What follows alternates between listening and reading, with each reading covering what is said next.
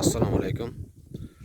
Qashqadaryo viloyati Shahrisabz tumani Yangibog' mahallasi 164-konturda O'zsanoat qurilish bank bilan hamkorlikda 10 gektar yer maydoniga makka jo'xori vakmak ekilgan. Bu yerda 20 ta dehqon xo'jaligimiz bor. Har bir 50 sutidan bu berilgan.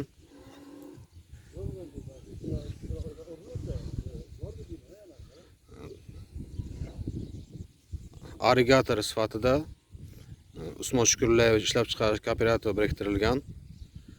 Ushbu yer maydonidan har bir gektaridan 30 tonnadan jami 300 tonna hosil olish rejalashtirilgan.